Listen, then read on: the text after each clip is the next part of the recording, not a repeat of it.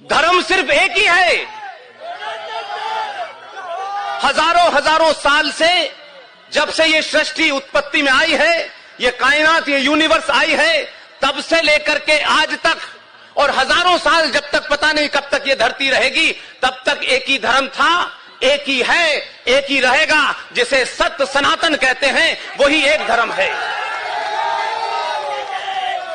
ये इन लोगों को डर जब नहीं लगा जब हिंदुस्तान के सबसे शांति प्रिय जगह, जहां से 3.5 लाख पंडितों को रेप मर्डर करके आपने निकाला, और आप सदियों से उनके साथ रह रहे थे, आप कश्मीरियत की दुहाई दे रहे थे, आप इंसानियत की दुहाई दे रहे थे, तमाम उसके बावजूद भी आपने उनके साथ क्या किया?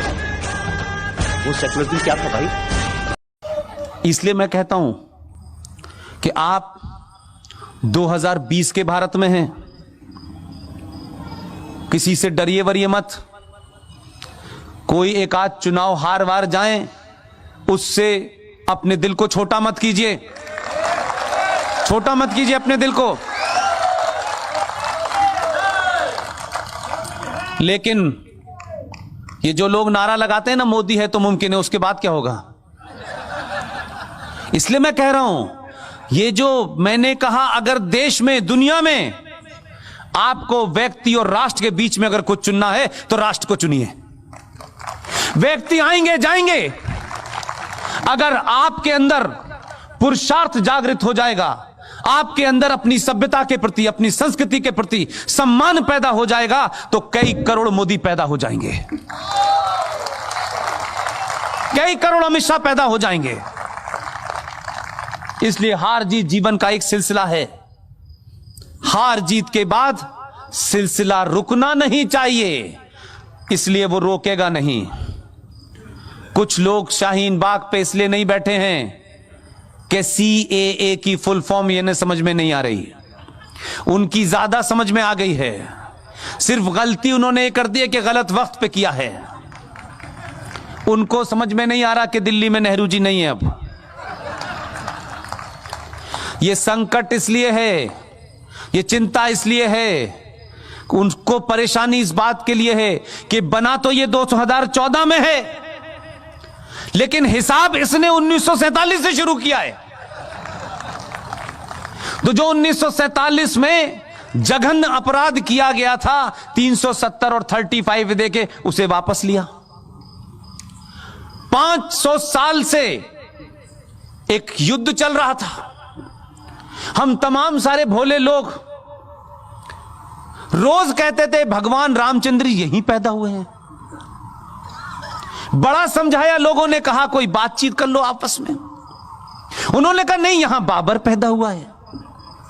यह बहस इतनी चली कि हमने सब कुछ मान लिया और यह समाज तैयार हो गया था कि चलिए आप यहां बाबर को बना लीजिए, लेकिन हमारे मर्यादा पुरुषोत्तम राम यहीं पैदा हुए थे, यह मान लीजिए। हमारी इस शराफत को कुछ लोगों ने समझा ये मूर्ख लोग हैं। आपने कोर्ट में खड़े होकर के जो शब्दावली इस्तेमाल की है वो मैं दोहराना नहीं चाहता। वो भी उसी अलीगढ़ के हैं जो कोर्ट में मुकदमा लेके लड़ रहे हैं। बार बार पूछ रहे थे यहीं पैदा हुए हैं, इनका डेट ऑफ बर्थ सर्टिफिकेट लेके आओ। कई बार पूछा। मैंने कहा अगर मैं कोर्ट में होता तो मैं पूछता 13 शादियों का मैरिज सर्टिफिकेट लाओ, तब कैसी रहती है। लेकिन आपने इतनी बार पूछा, हमने कहा उनका मैरिज डेट और सर्टिफिकेट तो हमारे पास नहीं है, लेकिन हमने एक ऐसे शख्स को खड़ा किया, उसने सारे सर्टिफिकेट दे दिए। और हुआ क्या, जो हमसे पूछ रहे थे कि भगवान राम का सर्टिफिकेट लेके आओ, आज उनसे पूछ लिया तो कहते हैं अरे ये हम नहीं देंगे, हमें पता ही नहीं है। तो संकट यह है कि आपने सवाल पूछना शुरू कर दिया है। 1000 साल से आप जवाब दे रहे थे, इसलिए एक बार सर्टिफिकेट मांगा है तो धरने पे बैठ गए हैं। अभी तो सर्टिफिकेट मांगने का सिलसिला शुरू हुआ है, और ये इसलिए नहीं हुआ है, इसलिए कह रहा हूं उसकी जो ईमानदारी, उस पर शक मत करो। वो इसलिए मांग रहा है कि जो बात आपको कहने में शर्म है, वो ये जानता है सर्टिफिकेट ढूंढते ढूंढते आप 1722 तक चले जाएंगे। कश्मीर में एक नेता है, मक्कार मुनाफिक, डकैत है। उसने अपने सर्टिफिकेट खोजे, जाती गुप्तगू में कहता है 1722 में मुझे पता चला मेरे पूर्वज राघोराम कौल थे। यह सर्टिफिकेट मांगने का सिलसिला बहुत पहले से होगा, ध्यान रखिएगा।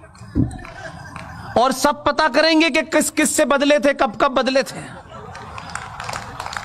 मेरा दुख यह है कि सनातन के लोगों, आप किससे डर रहे हैं? हम 800 साल से मुसलमानों की हुकूमत थी। हम यहां से जाएंगे तो ताजमहल ले जाएंगे, हम कुतुब मीनार ले जाएंगे। ऐसी ख्वाहिश रखने वालों से ये पूछते, मूर्खों, जो बात अभी सिंह साहब ने कही, उन जाहिलों से पूछो तुम्हारे बाप दादा कितने कमजोर थे यार, जो तलवार और जजिया देने की वजह से जिन्होंने मजहब धर्म छोड़ करके मजहब अख्तियार कर लिया। हमारे बाप दादे तो उस वक्त भी बहादुर थे और आज भी हम बहादुर हैं। तुम हमें डराओगे? तुम किसको डरा रहे हो यार? हम जब नहीं डरे तो अब डराओगे हमको? अरे हमारा तो एक ही गया है, तब तुम्हारी स्थिति ये हो गई है। हमने कहा इसकी बात मान लो, 14 में अकेला है। हमने कहा मान लो इसकी बात, नहीं, लो बेटा दूसरा भी आ गया। बहुत समझाया, भैया आराम से रहो, आराम से। ये तुम्हारे लिए सब्सिडी हमसे ले रहा है। जो तुम्हारे भाई बहन हैं जिन्हें तुमने जाहिल और गरीब बना के रखा है, वो इस देश के हिंदुओं के पैसे से कमाई सब्सिडी से उनको गैस भी मिलती है, चूल्हा भी मिलता है। देते वक्त उसने ये नहीं देखा कि किसका बर्तन ताम चीनी का है और किसका तांबे का है, ये नहीं देखा उसने। तुम उसकी जात पे शक करते हो। ऊपर वाला देख रहा है, लाइन से भेज रहा है। उसको मालूम है कि इस्लाम के मानने वाले पूरी दुनिया में जलील हो रहे हैं और उस अल्लाह को भी जलील कर रहे हैं, इसलिए धीरे धीरे भेज रहा है। एक से दिल नहीं भरा, उसने यूपी में भी भेज दिया। इस बात का घमंड मत रखो, उसकी लाठी दिखती नहीं है, कमर टूट जाती है। बहुत उत्पात मचाते हो और बार बार कहते हो हम देश तोड़ देंगे। ऐसी तोड़ी है इस बार के चिल्ला के कह रहे हैं माफ कर दे मेरे मौला।